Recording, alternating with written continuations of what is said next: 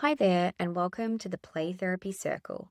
Before we begin, please note this podcast is for informational and educational purposes only. It does not provide therapeutic advice, and listening does not create a client-therapist relationship. All views expressed are my own, and any case examples shared have been de-identified to protect privacy. If you're seeking personal support, please reach out to a qualified mental health professional in your area. Hi, and welcome to an episode of the Play Therapy Circle. I'm Kylie Ellison, a therapist, clinical supervisor, and play therapy trainer, and I'm so grateful you're here. This podcast is a space for thoughtful, soulful conversations about child-centered therapy, play-based work, and what it means to show up with presence and compassion, both for our clients and for ourselves. Whether you're a seasoned play therapist, a student just starting out, or someone deeply passionate about working with children, you belong here. Hey everyone, and welcome back to the Play Therapy Circle podcast. I'm your host, Kylie Ellison, and I am so glad you are here. Happy Wednesday night, you guys. We had every intention. The intentions were good at the start of the week to get this done sooner. And here we are. It is 7:30 on Wednesday night. How's your week going? All of you guys out in listener land, how are we doing? How are we doing? How is it the 15th of April? I know I say that every week, but I'm hyperfixated on the fact that it is already halfway through April. In Brisbane here, it is not cold yet, so if you are coming from a cold climate, I am very jealous. We are waiting for autumn to arrive, and it's not here yet. So how has my week been? I started training today, so I have been connecting with one of our cohorts of students, and it just... I just love it. I truly, truly love it. But it's just so nice to connect with others that share the same passion as me for CCPT. So it's been so, so lovely today. And it really just reminds me so much about what we talk about in child-centered play therapy, about relationships first, and more than anything else, the importance of building that sense of safety and trust. And I see that responsibility in connecting with students as well, that they are on a journey of learning and growth, just as children are in the playroom. So getting that chance to see them grow and thrive, but offering that really safe and respectful and empathetic space to learn together is what I had an opportunity to do today. So I absolutely loved it. I got to connect with our families this week as well and do play therapy. So it's been a really great week, but I'm not going to lie to you guys. I'm tired. I'm tired. Is anyone else tired? It is the second week of school holidays as well. Oh man. So if anyone else is in the trenches of just trying to get through until next week when the children return to school and the parents get a break. I am in the teenage years, so the social calendars of my children are full on the regular, and mine are not.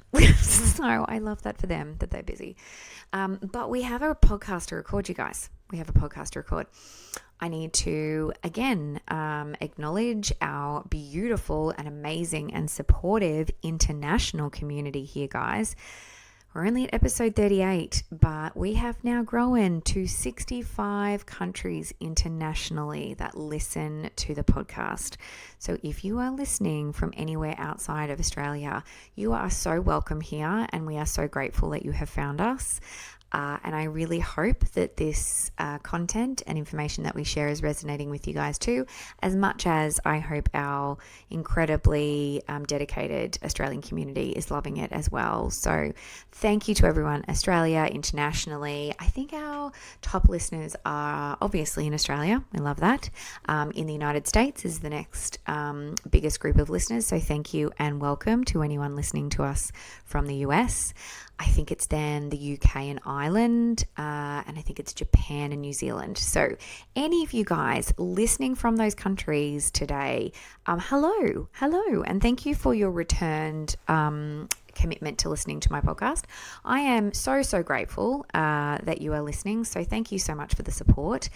And really the last couple of episodes, because you guys know that I don't generally have a plan, and I like to, at this point in my career, lean into my framework of being Rogerian to my core, which is probably more like an excuse, let's be real, to me being unorganized. But I also go with the flow. So the last couple of episodes surprisingly have had a link together, which again, very rare for me, where we've been talking about the neuroscience, the brain and the playroom. You guys would remember a couple of episodes ago. Last week we talked about the nervous system. Today we're going to kind of tie it all together to talk about big feelings and big emotions and what that means for what children are communicating. So the topic of today's episode, big feelings, small bodies. So what does emotional dysregulation look like in children? So what I want to start off this conversation, I guess, for anyone listening, is really kind of set the scene around what we see in children's behavior and what that may potentially mean. So I want to, I guess, connect with and resonate with anyone who relates to the following as some examples. So have you ever experienced a child who has exploded or completely flipped their lid at being asked to turn off their iPad or go to bed or finish their homework or get cranky because you're not going to buy that chocolate they want at the checkout aisle as you're trying to do your grocery shop? Or burst in tears at the absolute smallest thing and nobody can work out why. Did any of that land for anyone listening? If that is the case, let's talk about how it feels for us as adults, as parents, as caregivers. We get confused. Often if it's happening in public, there's an embarrassment element, right? Because you're kind of like, oh my God, is that really my kid? Oh my God, it is my kid. Yep. Helplessness. We've got that confusion, but we can get frustrated as well and kind of go, what is happening right now? So I want to kind of reframe it a little bit and talk about, if I pose this question alternatively to you, because I think that what we were talking about today in the training, which I think is really important in this space to connect with you all tonight, to say is, we are, from a strengths-based perspective, we are all doing the best we can with the resources we have at this point in time in our lives. And that absolutely connects for us as practitioners, for us as professionals, for us as parents and caregivers. You only know what you know at that time. So isn't that amazing, the gift that life gives us of learning from our mistakes and learning along the way? So it's never a mistake in my mind. I feel like it is a learning opportunity for future growth. So I offer this example to you to reframe it instead as not, if anyone that's listening that is a parent, it's not that you've failed or that you've done anything wrong, but what if we looked at that explosion or that tantrum or that meltdown as if every behavior, every single bit of it, was actually your child trying to tell you something, not in words, but using their language, which is their nervous system and their behavior and their emotional expression, rather than the words. What if we started to get curious about that instead? What if we looked at that behavior as communication? Essentially, because as you guys remember from the last couple of episodes, we've talked a lot about when kids become dysregulated, that thinking brain that we use as adults to be rational, risk assessing people that sometimes think that we've got our stuff together, right? We will use that cognitive part of the brain.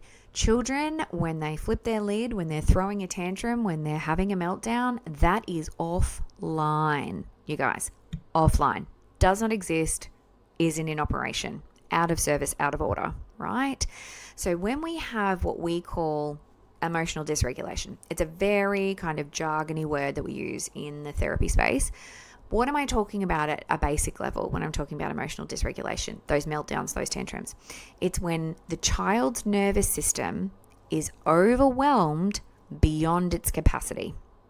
So they've really tried to manage it as best as they can for as long as they can, and it's run its course. It's filling over. It's tipping over. It's not a choice when that happens, because we're talking about the brain and the neuroscience now. This isn't an intellectual decision to be naughty. That would have to happen in that cognitive brain, and it's offline, you guys. It's switched off. It doesn't exist. So it's not manipulation. It's not them making a choice to be naughty, and it's nothing to do with you as a bad parent. It's just their nervous system reaching its max power, reaching its limit. So every child has a capacity to regulate. Absolutely. No argument there. The amount, though, of that emotional load on their nervous system is what they can manage before it becomes overwhelmed. And every child's going to be different in that space. That capacity is not fixed. It's not like this is it, this is all they'll tolerate, and then they're going to lose it regardless. It's developmental. So it shifts and changes. Their capacity to tolerate challenges and that emotional mental load changes over the span of your life. It matters in terms of context. It can be impacted by sleep, by hunger, by stress, by trauma, all of these things, right? So it's not cut and dry. It's absolutely not black and white here.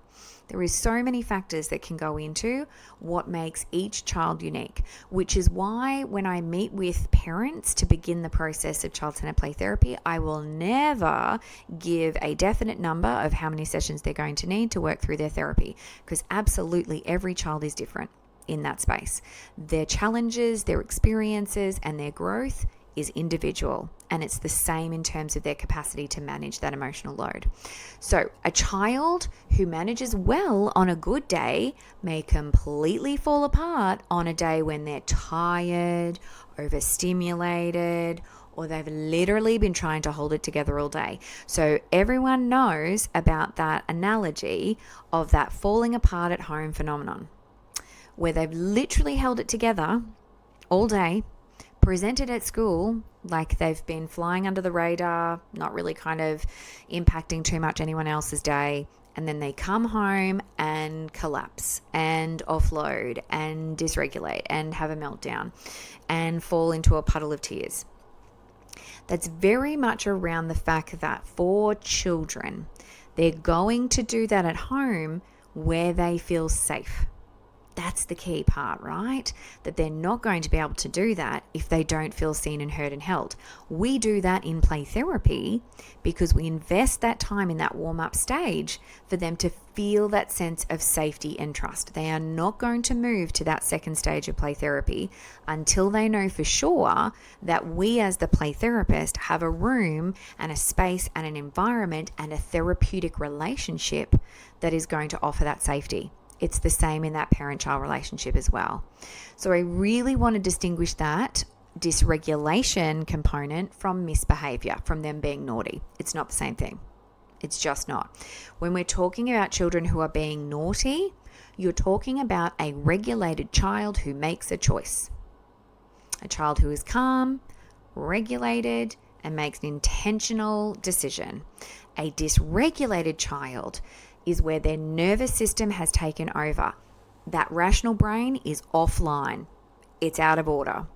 So it is very different in terms of that behavior presentation and the context behind it. So a dysregulated child who flips their lid and completely melts down has not made that as a choice. That is literally their survival brain taking over to try and keep themselves safe and to communicate their needs. So that's very important that we look at that distinction between the two, because it really does influence, I guess, how we respond. And very much that response to that works for misbehavior, so consequences, discipline, logical discussions, talking it through, will completely fail when you have a child that's dysregulated and can actually make it worse. Let me say that again. That response, or the response that we would use for misbehavior, which is essentially a regulated child that makes an intentional choice, as opposed to a dysregulated, overwhelmed, overstimulated, exhausted, hungry child who has a meltdown, You are not going to be able to talk to them logically. And if you give them consequences, it's likely that it's not going to work, because it's not about that. We're targeting the wrong behavior, and it's actually going to make it worse. So if this is resonating for you, let's talk more about how we navigate this, because that's really important. I always give the example, and we were talking about this today in the training, so it's really top of mind for me to mention this. And I think I might have mentioned it in a podcast before, so I apologize, guys, if I'm repeating my stories. Sometimes that happens, right? But there was an experience I had years ago running training for practitioner or educators I'm just trying to obviously keep this very general so it's not identifiable, running training for those in the education space years and years ago.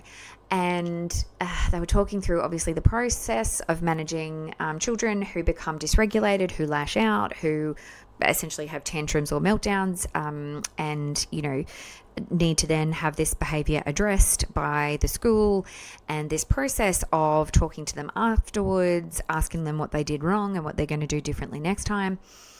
We were talking about this today because I had hoped that process was no longer the case in our school communities, and sadly I was wrong. That in fact, unfortunately, we're still very behind in that space, and lots of people need some further education in the neuroscience of children's brains. But that is actually still the case, that there is processes in school communities where they will ask the child to write out exactly what happened during that meltdown, and again, what the decisions they made, and what they did wrong, and what they do differently next time. And my question, again, years later, after I've heard this before, and I'm going to ask it again, how's that going? How's that going? Because you are not talking from a science perspective correctly about how to address this with children.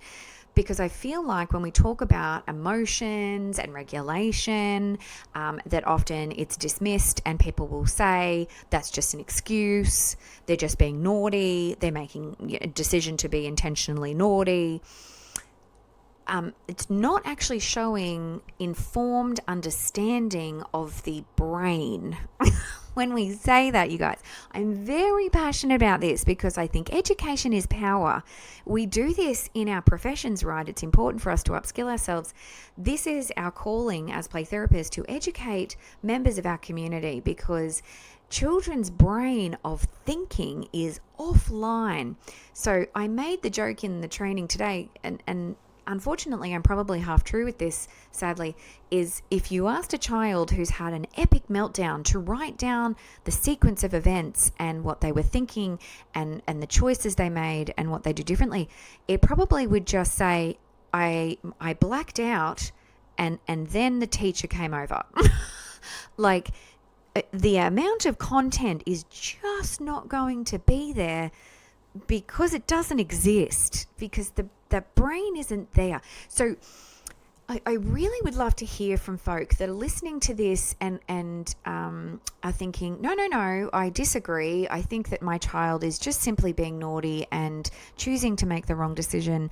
Talk to me about the neuroscience of how you came to that conclusion, because I want to argue with the literature and the research and the knowledge that we have that is actually not what happens in the brain.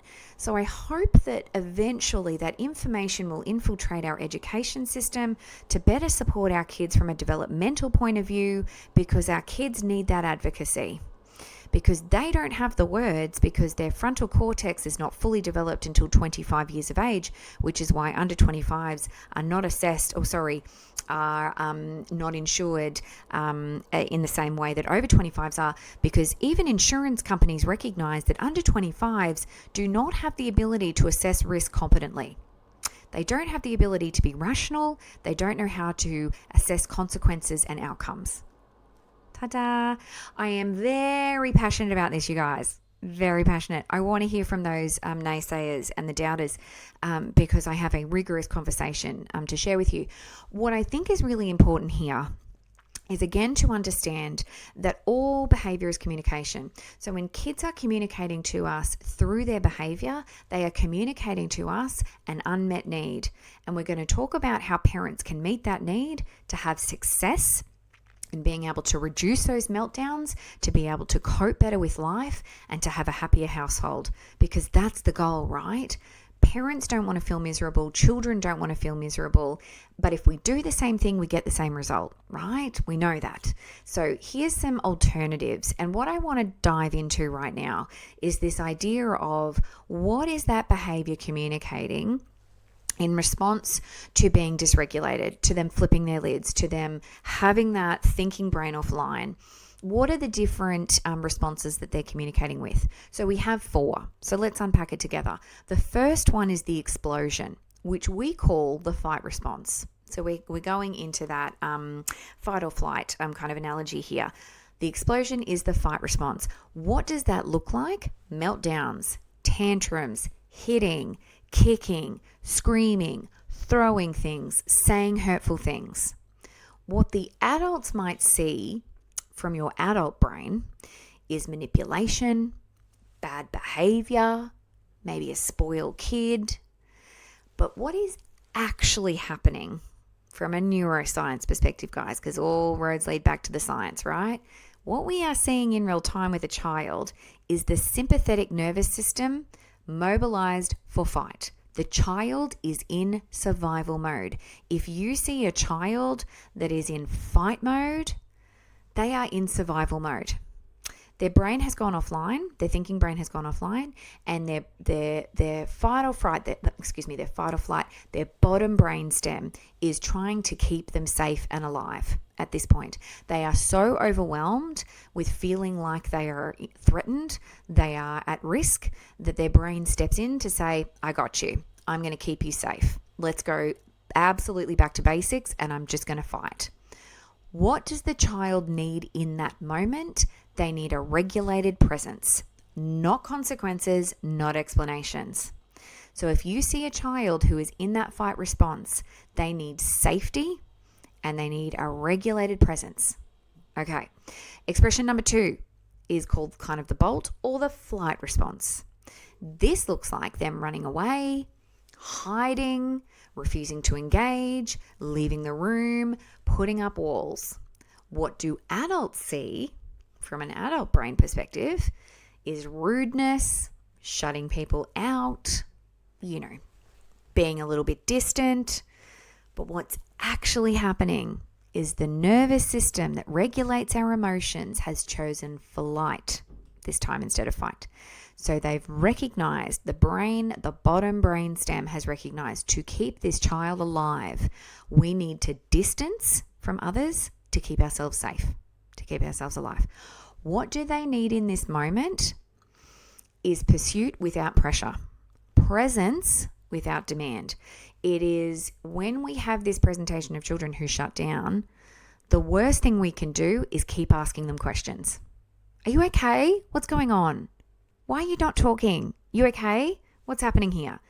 Anything like that, when you think about a child who is in fight or flight, and right now in that shutdown mode, they're in flight, you're exacerbating that at that point.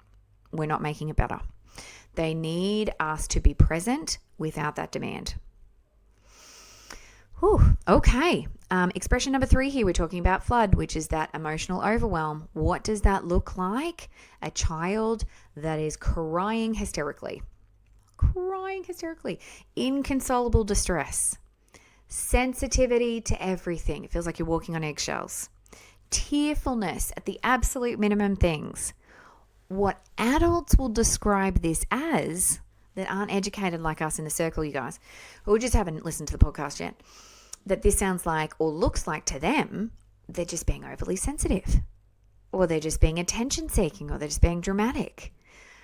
What is actually happening in the neuroscience is that the child's emotional system is at capacity, and any small trigger is the last straw.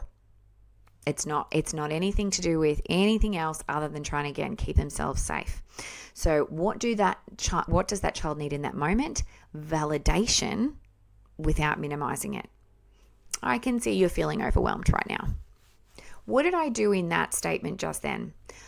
I used my tone, I used my affect, I used my verbal communication, but I used it to validate without fixing, right? Because that is the path of least resistance to help co-regulate, which was everything we talked about last week in our nervous system episode, okay? Expression number 4, the freeze, the shutdown. This is oftentimes probably the most concerning for me, certainly in the playroom, but just in general terms. So we see this in terms of kids' presentations as them essentially looking like they've gone blank. They've gone very still. They look kind of frozen. They look checked out. They look zoned out. They say, I don't know, to everything, or they become kind of compliant. What adults see is probably nothing. These are the kids often in the education space in the classroom that will fly under the radar because they look like they're focused and staring at the whiteboard or whatever, but nothing is kind of coming in because they've essentially frozen and checked out. So what is actually happening in the brain? This is where the nervous system shuts down. So you know how for the first couple, the nervous system was saying, hey, we got to keep safe here. So we're going to go into fight or flight, or this kind of overwhelm happens where I'm triggered at any kind of corner. The shutdown is where the nervous system, that fight or flight or that freeze component, is where the nervous system goes, this is too much. This is actually too much and we actually can't cope, and it starts to shut down. It's really when the child is the most distressed, which seems counterintuitive, right? Because they're not overtly kind of expressing big feelings. They're actually, their body, their brain is trying to cope with the overwhelm in their body, and it's starting to shut down. It's very serious, and it's something that I encourage you, if you're in the playroom noticing this, to be staying very curious about. We've talked about this in previous episodes, but for you as a parent listening as well, to take note of it, because it is certainly important. What can we do in that space when that happens, and what does the child need? They need presence. They need us to be gentle. The child won't ask for help. They're not going to kind of reach out and say, and so they're maybe not responding immediately. But all of these examples, everything that I have just suggested, all comes back to the nervous system and helping to bring that child back into that window of tolerance that we talked about last week. If they're anywhere outside of that, in that fight, flight, freeze, or what we talked in terms of overwhelm, they're not going to necessarily be able to respond straight away. So we need to kind of bring them down first. So when we're talking about this, we're talking about a dysregulated expression or behavior being communication, right? So when we're talking about the explosion, what's the message coming from kids when they are lashing out, when they're having those tantrums, when they're having those meltdowns? What's the message from the child? Something like, I am overwhelmed and I have no other way to release this. I need help regulating. I need help. Seems counterintuitive, I know, because they're lashing out, they're aggressive, they're heightened, but they're actually communicating this overwhelm and this need for help to regulate. When they're taking off that bolt, this feels too much for me, and I don't trust that this is safe, and I don't trust that the people around me are keeping me safe. I need space, but I also need to know that you're not going to abandon me. So it's really interesting to kind of put it in that way, and I really love the way that that's expressed. So it's important that I share it with you. It again seems very counterintuitive, right? Because if you see a child that is running away, it's actually their way of communicating more than ever that they need help, that they actually need someone to be with them and to be present. It just doesn't seem like that, right? All behavior is communication. The flood, when they are feeling that emotional overwhelm. I have been carrying too much for too long and I finally run out of capacity. I need to be seen and I need this to matter to someone. Oof. Imagine, gosh, I almost imagine, because my passion is in hearing kids' stories and being able to hold those stories, but also to truly understand a child's world. Imagine if that was something that we had, I'm just imagining like a translator, or like, some sort of mechanism where we could push a button and a child could say this. So as adults, we get it. But it's our job as adults to understand that, not the child's. So these messages are so important. If it seems like you're walking on eggshells, if it feels like, the child's cup is full and one slight thing and it tips them over the edge, they're communicating, I've been carrying too much for too long and I finally have run out of capacity. I need to be seen and I need this to matter to someone. Ooh, that gives me chills. The freeze. So when we have a child that disassociates, that shuts down, what are they trying to communicate in words? I have learnt that my distress or my trauma or my emotions and my feelings are not welcome or are not safe to express. It's not safe to do it here. So I'm going to protect myself by shutting down. I need someone to sit with me who's patient enough to wait. Whoa. Oh, take that in, guys. Take that in, because that's what they're trying to tell us. If we needed that verbal communication, that's it right there.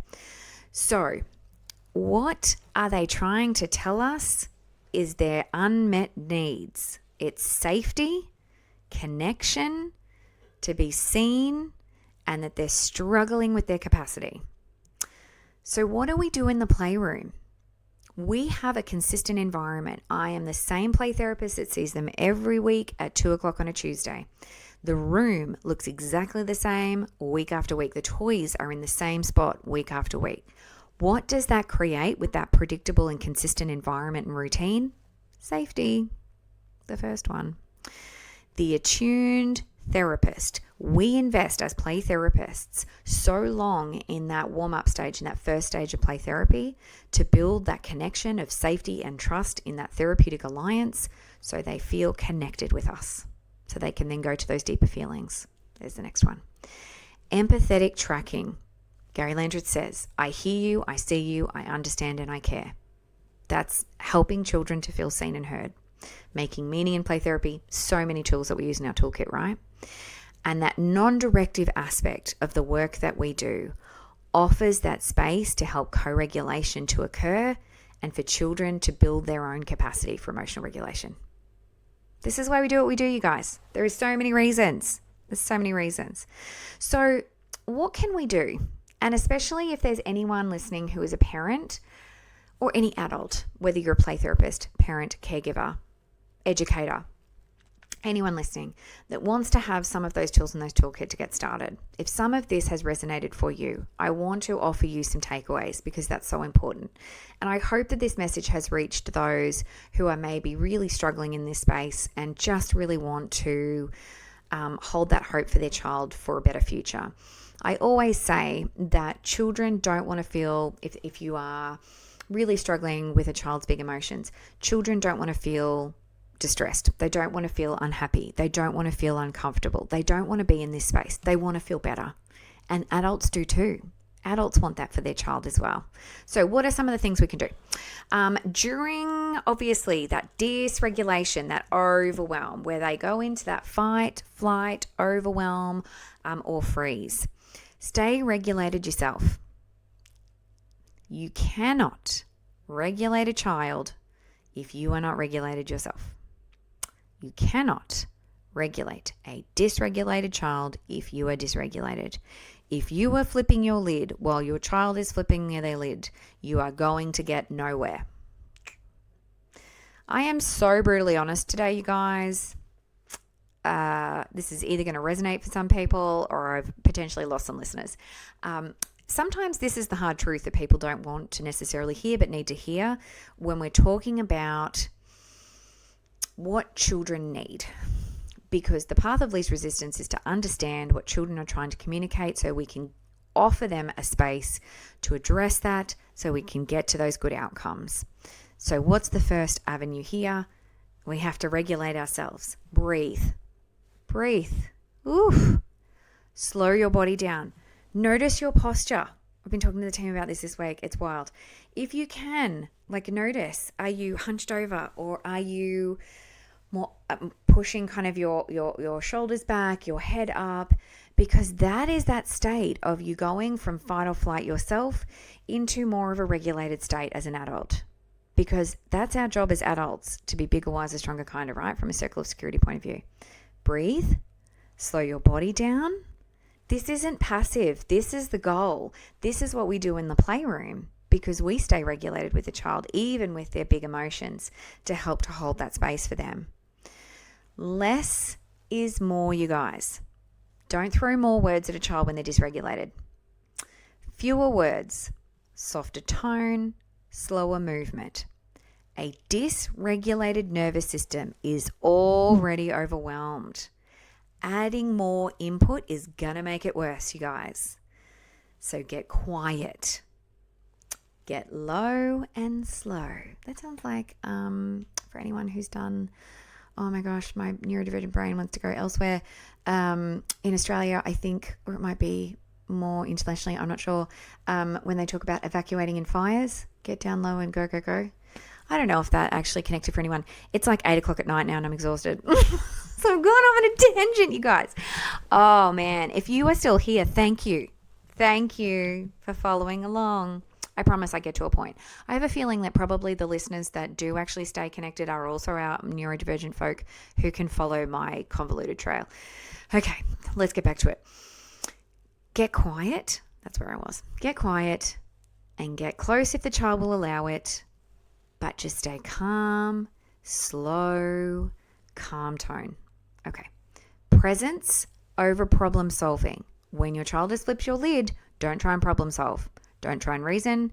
Don't try and get rationale from them. Don't try and give consequences. Don't fix it. Don't fix it. Don't explain it. Don't start saying explanations for their behavior and why it's wrong, or teach it through while they're dysregulated. They can't do it. That brain is offline. That brain is offline. It's not listening. Wait for it to be online so you can have an effective conversation. Can't do it when they're dysregulated.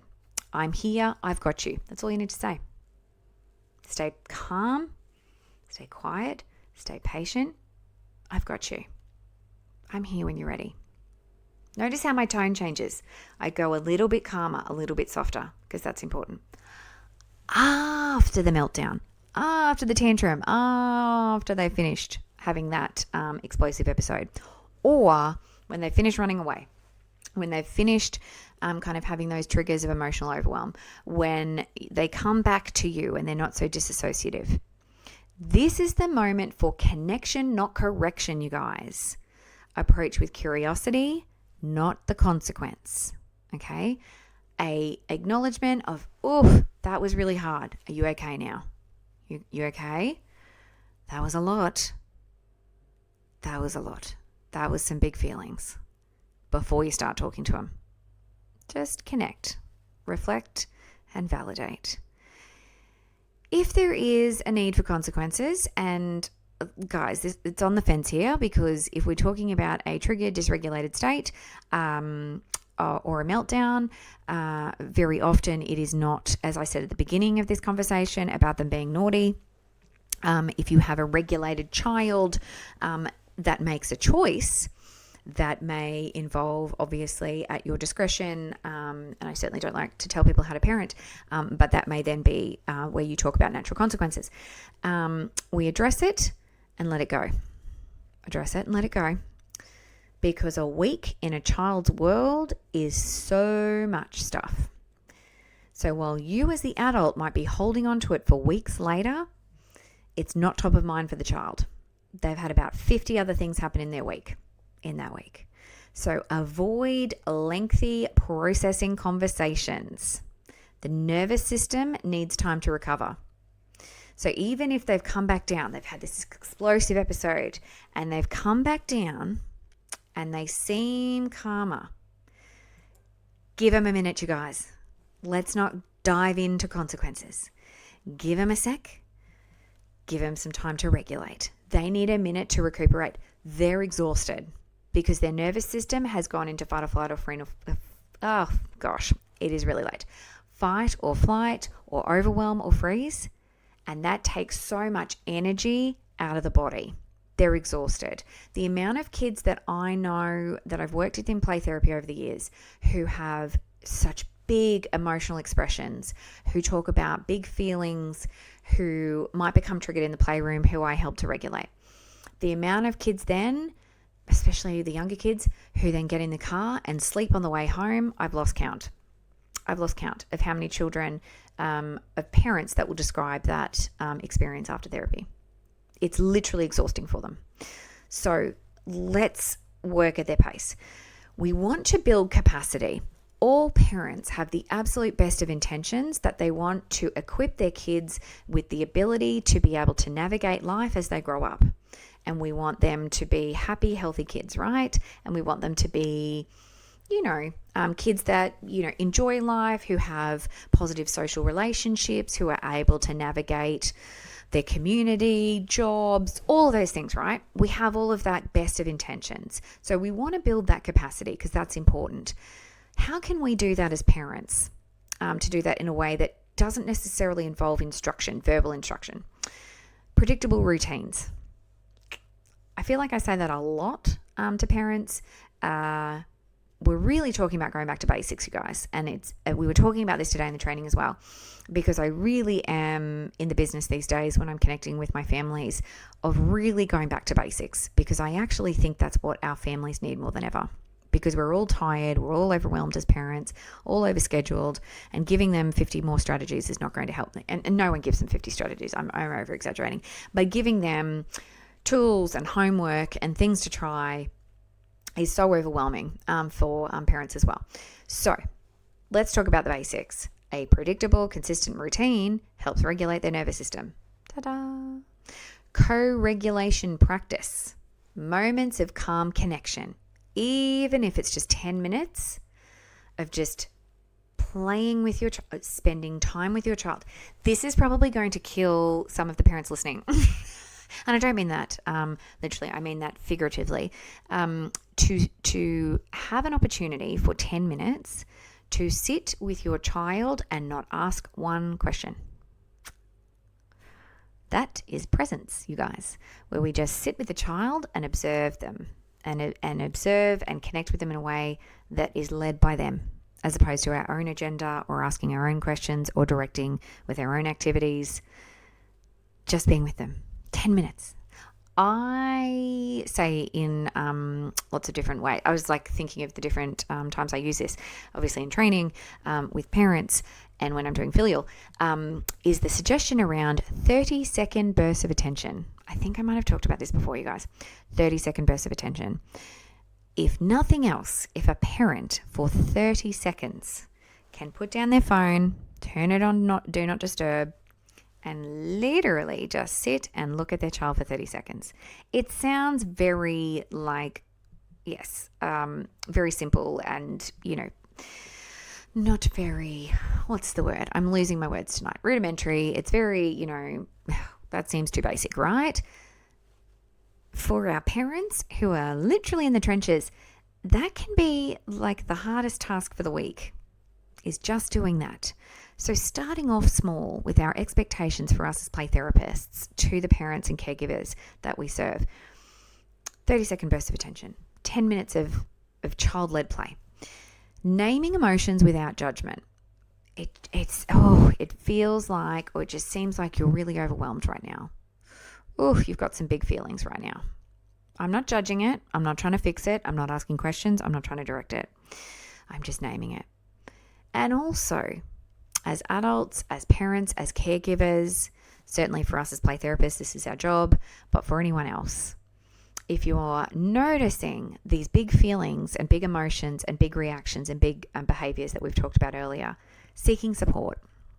Don't do this alone, because this is something that and I'm talking about the geriatric millennials out there. Hello, are you guys listening? Because we are not okay, you guys. I mean, the amount of videos on my algorithm on my TikTok of millennials truly losing it is real. So if you're a millennial, geriatric millennial, I see you. We're in this together, and where is the support group for the burnt out millennials? Because we all are. Let's be real. No, not all of us. Some of you may be incredibly healthy in that space, and I'm so jealous, because I think that for most of us, we're in the trenches and we don't know where the light at the end of the tunnel is, but we're also very confused. So definitely get help. That's so important. Let's pull it all together, you guys. Because how are we going for time? Just for funsies, let's look. Oh, 43 minutes. There you go. You've been listening to me rant for 43 minutes. I hope this has been helpful and useful to you. Let's pull it together. Let's send you on your way. Everything we've covered today, when we're talking about the 4 different ways that children can express those big behaviors, those unmet needs, the need for co-regulation, CCPT addresses all of it by design. So how great's that? We can meet that need as child-centered play therapists, and we do that each and every time in the playroom. The playroom is a regulation environment before anything else. It goes back to my passion area these days as an avid advocate for CCPT, is before anything else is that relationship first. What does that require of us as play therapists to be truly congruent, authentic, and vulnerable ourselves? It takes courage for us to sit in a space where we don't ask questions, we don't try and fix, we don't try and solve, and we are being with. But how incredibly healing and reparative that is for children if we can do that. Our attuned presence is co-regulation. So we're bringing in the science here of the neuroscience, but also the nervous system to talk about the value of child-centered play therapy that we offer each and every time we connect with kids in the playroom. So child-centered play therapy meets all of these needs for kids so that we can hear their story, we can help support them, we can help build some of those skills to be able to cope with their mental load so that they can stay regulated. It also offers this beautiful opportunity for us as play therapists as well to be able to then share some of this information with parents who may never have heard of anything I've just talked about before.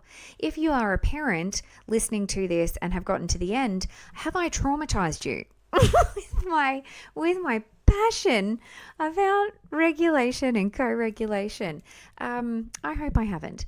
But there's a lot here, and there's a lot of information that we've shared today that gives us that purpose and validity behind why you don't talk to kids or try and correct them when they're having a meltdown. Ta-da! So, my message for anyone in the playroom that sees this escalation or that fight response of the explosion, we see that absconding in the playroom, we see that emotional overwhelm, we see that disconnect. What are kids trying to tell us about their world? What are they trying to tell us about their nervous system? What are they trying to tell us about their overwhelm? And what are we seeing, and what unmet need is here in terms of communicating to us the need for safety, for connection? Okay, think and connect with that and attune with that before any kind of responses, because that's going to guide your practice. For parents, the next time your child's body takes over for survival, remember, they are not giving you a hard time. They're having a hard time. And they need you to be a regulated presence that helps find their way back to themselves. Oof, you guys, that is big stuff. Big stuff. Hey, I hope this episode has been helpful and useful for you. This has been cathartic for me, you guys. Oh my God. I love talking about this stuff. I could talk about this stuff for days, because this is why I love child-centered play therapy so much, because we can help and support families in this space.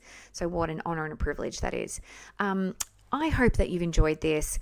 Please, make sure that if you found this episode useful, that you share it with others. Share it with your colleagues, with parents, with families, on the socials.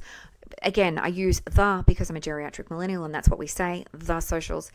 Please share it anyway, because I would love to certainly get the message out there about child-centered play therapy, what it's all about, and how it can support children in our communities across the globe, you guys, across the globe. So please check us out on the socials. Oh my God, I said it again. I need to go to bed. On the socials, check us out on Instagram, Facebook, and TikTok. I'm not good at posting on the TikTok. I apologize. I will get better at it. I say that every week. But definitely on our Instagram, check us out. Also, we offer a free community for those of you in our circle who would like to stay connected with us. So again, check out the circle subscription that you will find via our social media accounts. So check it out there. You can also find it via our website at theplaytherapycircle.com. But we would love to hear from you. Reach out to us. Tell us, what are you looking for in terms of future episodes? Check us out on Spotify, Apple Podcasts, and wherever you get good podcasts. We are the Circle is holding our very first conference in October in Brisbane. I think I'm crazy doing this, but okay, whatever. Let's do it. I know I'm so excited about bringing our community together. We are passionate about CCPT, so I am so grateful that you are here. And more than anything else, guys, what's most important is that you are looking after yourselves and each other. So please take care, regulate yourselves, look after yourselves. Do I know what next week's episode is going to be? Absolutely not. But I will be here next week again with another episode. We drop weekly on a Friday. So check us out. Thank you so much for being here. Go well, and I will see you again next time. Bye for now. Thank you so much for being here for another episode of the Play Therapy Circle. If anything resonated with you today, I'd love it if you could follow the podcast, share it with a colleague, or leave a short review. It really helps others find our circle. And if you have a topic or question you'd love me to explore, I'd love to hear from you. This space is for you, and I want it to feel like a conversation. Until next time, take care of yourself, and remember, you belong here.